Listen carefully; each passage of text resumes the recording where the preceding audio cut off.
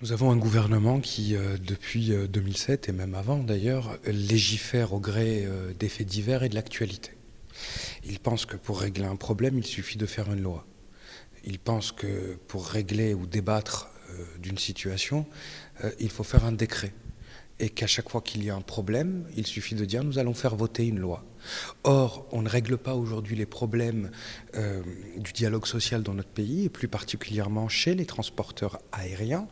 avec par ailleurs un désengagement des services publics qui encadrent ce service aérien, que ce soit dans le domaine du contrôle aérien avec les négociations qui ont lieu au niveau européen, ou que ce soit sur la sécurité, les bagagistes, dont je connais un certain nombre d'entre eux, qui sont souvent de jeunes gens, qui viennent de quartiers populaires, comme je le vois dans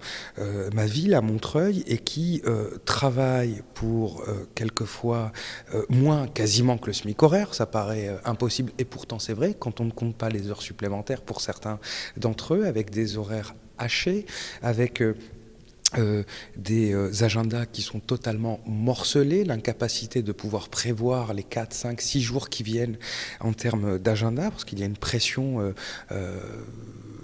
qui est quasi quotidienne, alors que cela nécessite une véritable compétence, que ce soit à travers la confidentialité ou que ce soit à travers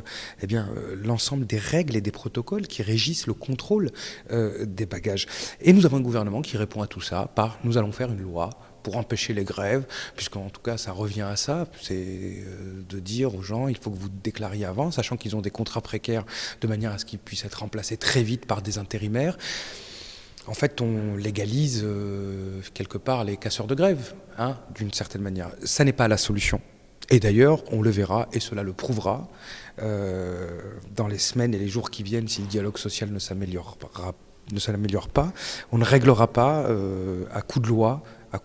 anti-grève, ce type de situation.